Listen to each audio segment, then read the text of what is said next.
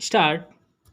यहाँ इस बात का उल्लेख किया जा सकता है कि डिक्रीदार प्रत्यर्थी की ओर से हाजिर होने वाले विद्वान काउंसिल श्री कृष्णमूर्ति अय्यर ने सिविल प्रक्रिया संहिता की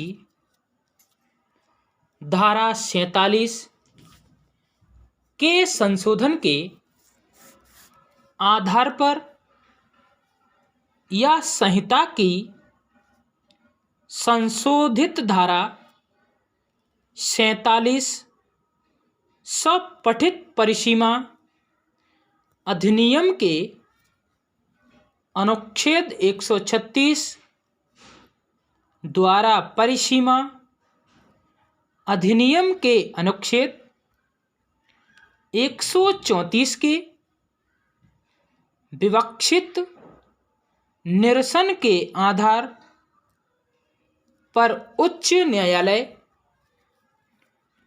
के निर्णय का समर्थन करने का कोई प्रयास नहीं किया। पूर्णविराम। इसके प्रतिकूल उसने यह दलील दी कि इस बात में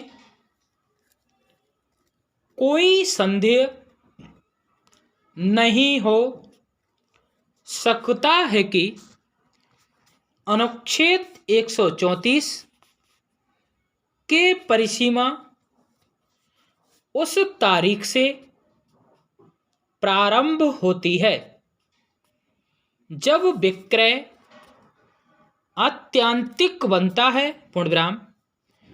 तथापि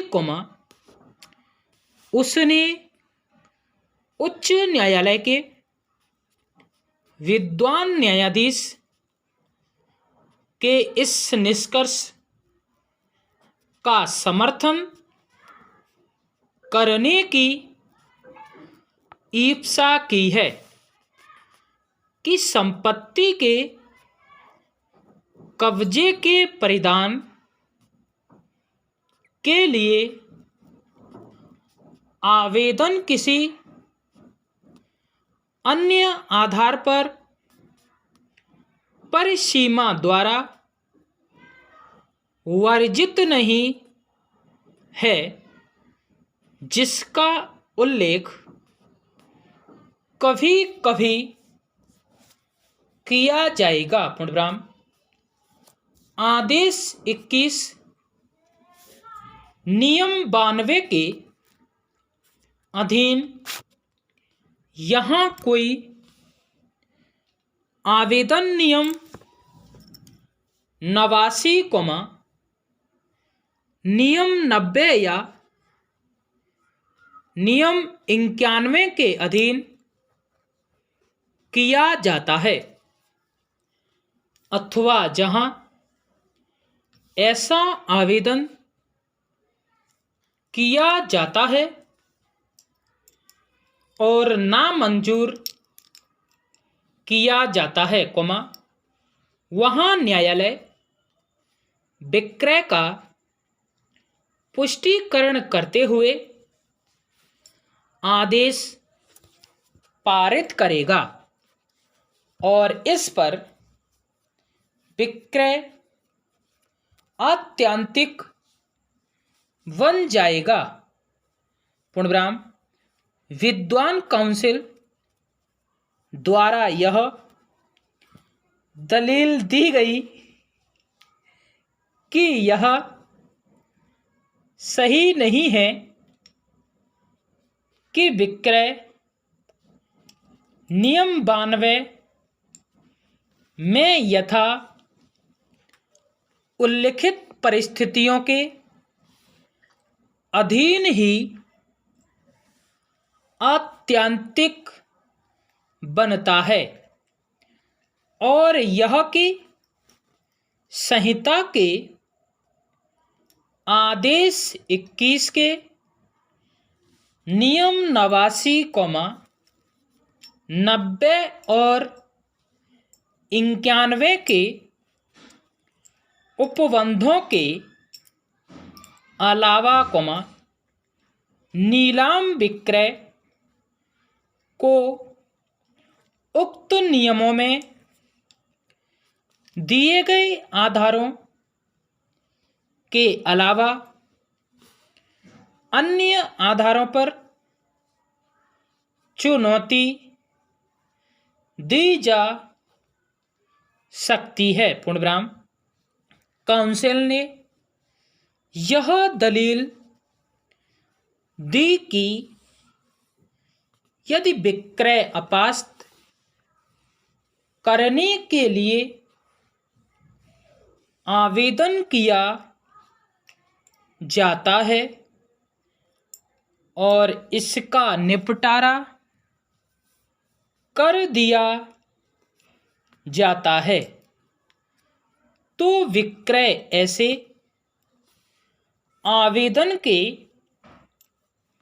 निपटारे के पश्चात आत्यंतिक बन जाएगा, भले ही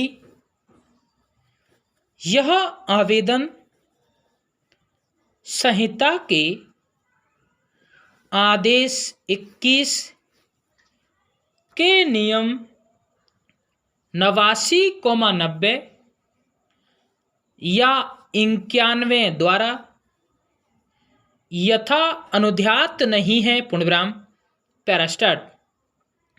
इस संबंध में विद्वान काउंसिल ने हमारा ध्यान चौथे निर्णीत ऋणी द्वारा तारीख 27 जनवरी 1979 को किए गए विक्रय को नियम 89, 90 या 91 में दिए गए आधारों के अलावा अन्य आधारों पर अपास्त करने के लिए किए गए आवेदन की ओर आकृष्ट किया है। पूर्णविराम। किंतु उक्त आवेदन विद्वान जिला न्यायाधीश द्वारा तारीख 21 जुलाई 1970 को खारिज कर दिया है। पूर्णविराम। विद्वान काउंसिल द्वारा यह दलील दी गई कि तारीख 21 जुलाई 1979 को इस आवेदन का निपटारा होने पर विक्रय आत्यंतिक बन गया और डिक्रीदार प्रत्यर्थी द्वारा तारीख 17 जुलाई 1980 को अर्थात 21 जुलाई 1979 से 1 वर्ष के भीतर कब्जे के परिधान के लिए आवेदन किए जाने पर यह अविनिर्धारित किया जाना चाहिए कि आवेदन परिसीमा अधिनियम के अनुच्छेद 134 द्वारा यथाविहित